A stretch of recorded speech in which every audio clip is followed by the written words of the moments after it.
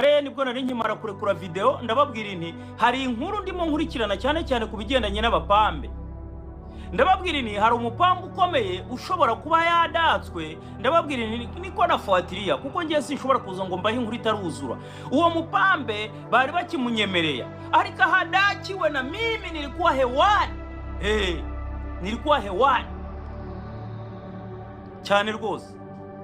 Erega ubundi bakubwira ko muna mawulire nze mbade kugundi mbade ku kamera kati omusajja kati mwana bamukutte nibyo mbabwira abantu baragenda bakagira gute bakaza bakangiza bakiba bakigira ibisambo bakigira biki bakagira gute. Uyu rero numwe muri baba pambe bari bigize kagarara muri buka ya foto yatemberaga yarari hagati yegamya meza cya nka kiongozi hasi banditseho ngo etat major. Etat major darababwiye nti ibyo bizabakurikirana mpaka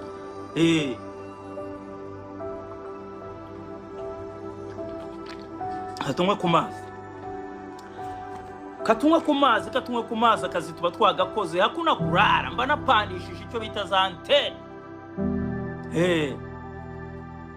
Antena zange mwana zibadde waggulu ngazikumye eyo mutaramu bamuyoye tayari zicakira nami kino twebwe narababwiye ni habari za siri ziba zihari.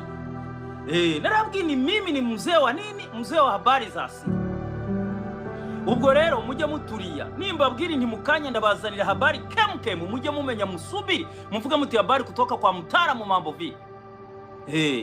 Rero hari umugabo wari warigize kara hakajya hari umugabo mwumvaga wagendaga alikuwa na safiri mara kwa mara alikuwa anapanda ndege kama nini, alikuwa anapanda ndege kama daradara.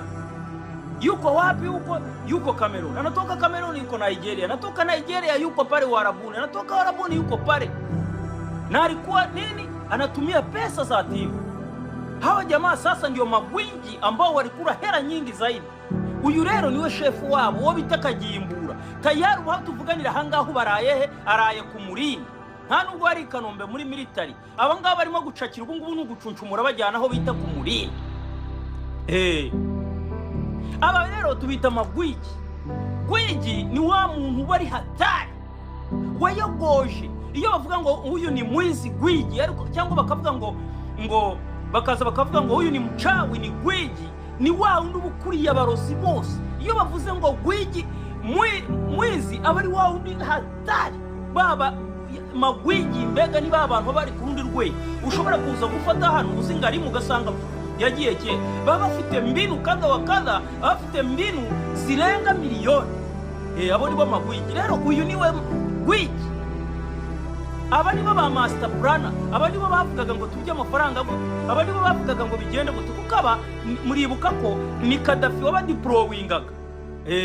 Kuko bagenda bamaze kuganira na Gaddafi bamaze kuganira na mwenyekiti wa timu president wa equipe wahozeho bakavuga tugiye hanaha ariko urumva abangaba nibo bicaga bagakiza kuko ababari amafaranga ni menshi cyane bari kuko abari bakibamba. Aho tuvugira ha rero uwitwa Kagimbura tayari arimo ndani bamudatse nta bya bindi byo kuvuga ngo ibiki. Ariko ndababwira hari pesa idakinishwa, hari pesa kwirya bigoranye. Rero abantu rata bari baradamara edisi baravuga ngo twarayihamije ngo nyamukandagira ngo nikirarika ngo ikipe ya pere ngo nikirarika ngo ifaranga ngo twararikunkumuye ngo turarirya. Ayayaya unakura ni hari igihe abantu bazahekenya bagahekenya ingufuri cyangwa bahekenya ugasanga bahekenya intozi. Ntabwirika ikipe ya pere abantu bari barakuze ngo twarayiriye ngo byararanye ubu ni bahekenya ingufuri cyangwa intozi.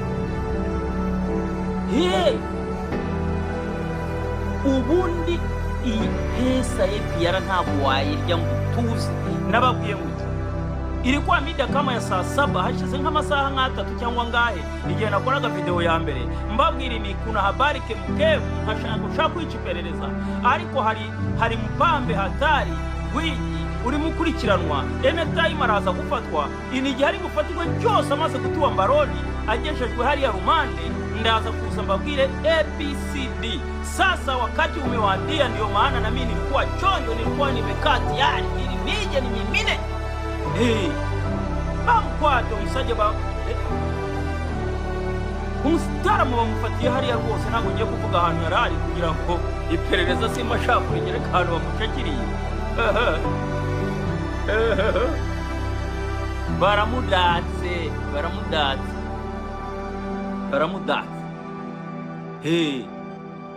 none se muragira ngo bigende bite ko nababwiye ni buri umwe wese azagenda aza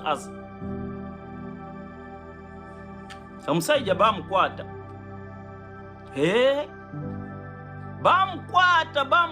bamukwata akade sente za APR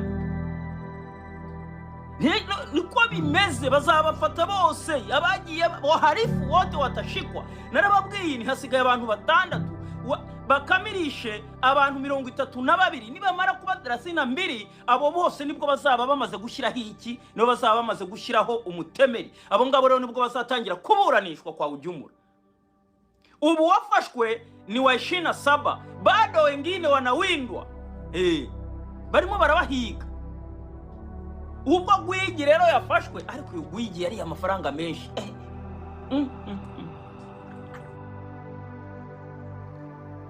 Reka tubashimire mukomeje kubana natwe muri kumwe n'Amakuru Mix TV, mucikwe n'andi makuru tukomeza kubategurira ay'imikino, ibyamamare n'amakuru y'isi. Kanda subscribe, share and comment.